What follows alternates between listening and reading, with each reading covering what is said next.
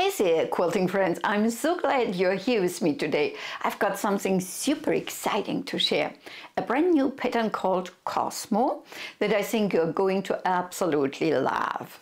It's one of those rare patterns that's not only stunning, but also incredibly easy to make.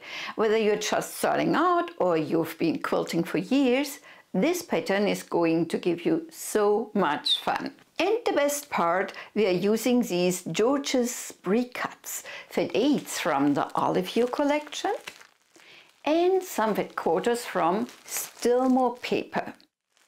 These are not only beautiful, but also make the whole process so much quicker. It's all about working smarter, not harder, right? But here's the real kicker. This pattern has a little secret. By the end of this video, not only will you have a stunning quilt top, but you'll also have some extra pieces left over for a fun bonus project. We are talking about turning those little scraps into something fabulous like a matching pillow or even a unique backing for your quilt. How cool is that?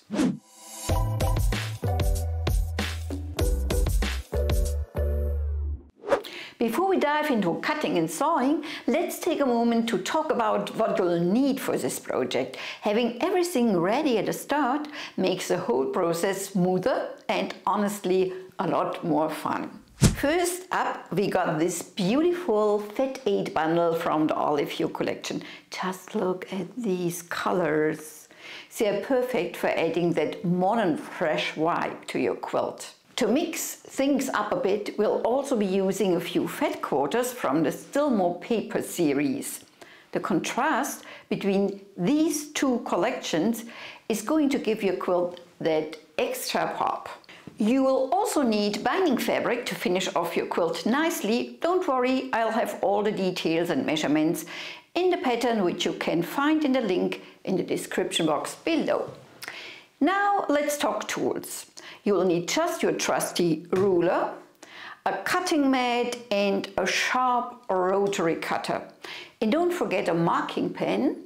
We'll be doing some marking today to make sure everything lines up just right. With our materials and tools ready to go, we are all set up for the fun part, cutting and piecing.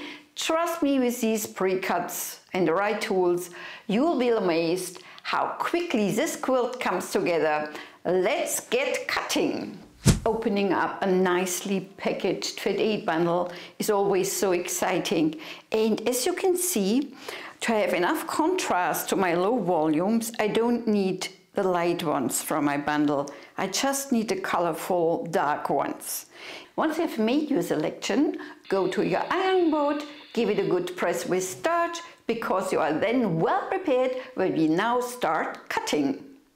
I stack up a few fabrics, like that, and then cut out my rectangles with the measurements given in the pattern.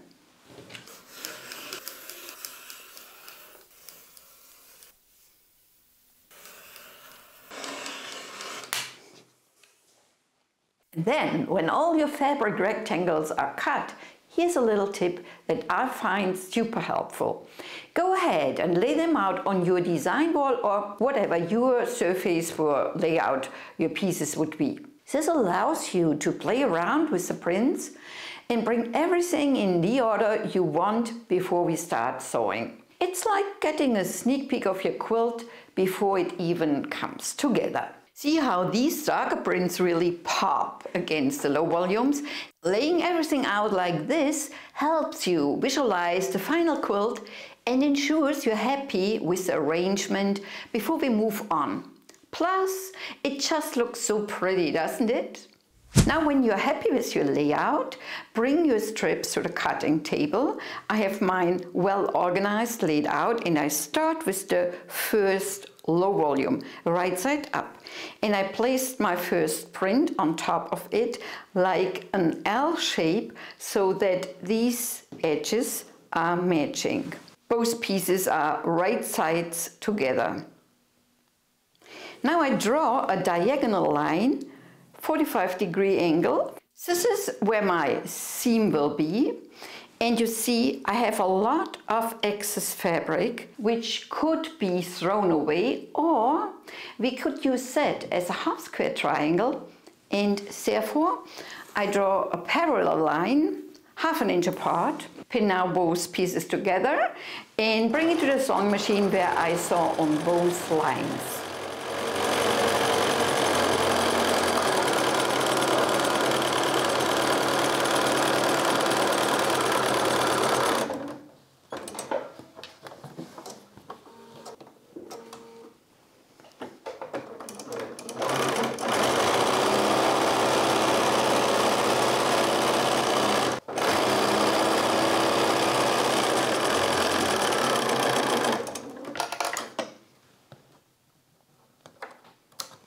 Now set your seam, and we will cut in the middle between the both seam lines.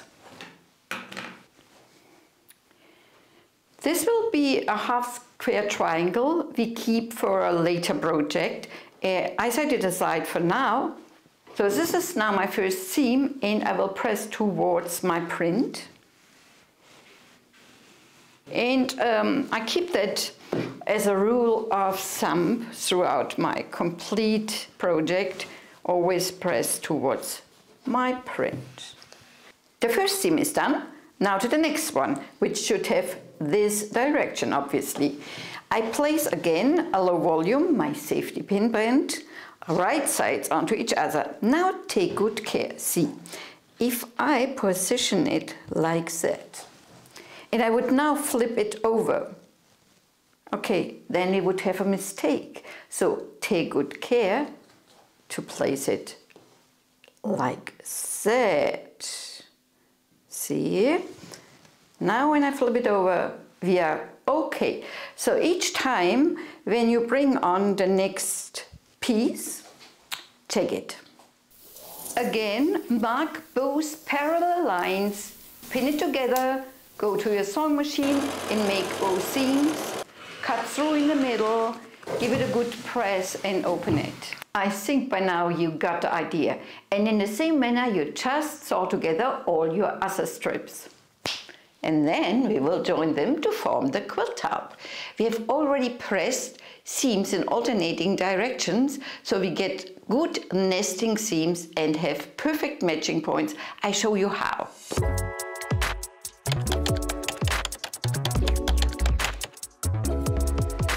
Lay out your strips as they are supposed to. Now flip one over the other. And since we have pressed the seams in opposite directions, it's so easy to get nesting seams here. It's just a piece of cake.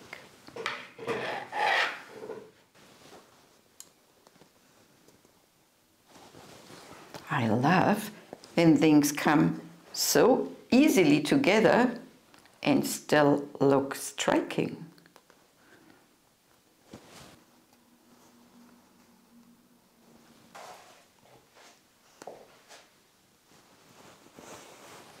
Now I join all my strips with a 1/4 inch seam.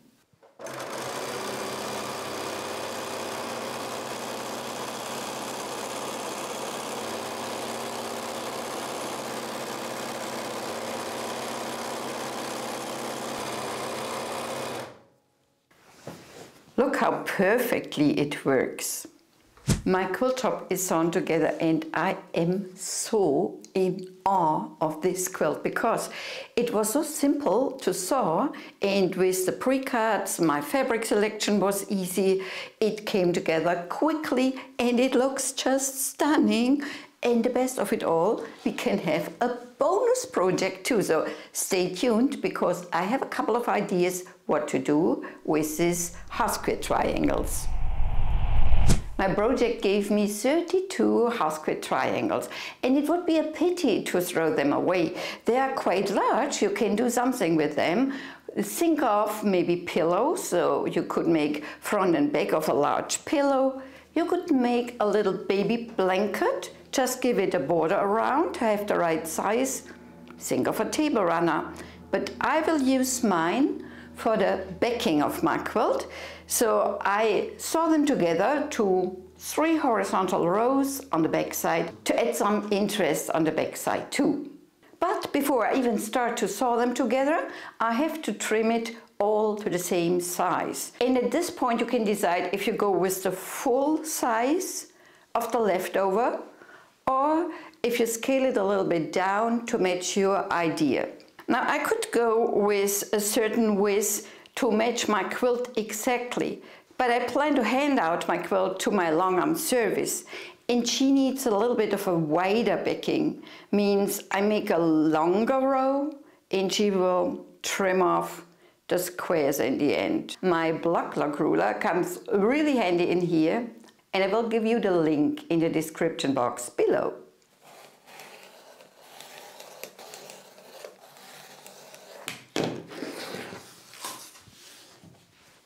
And I will do that now with all my leftover half square triangles.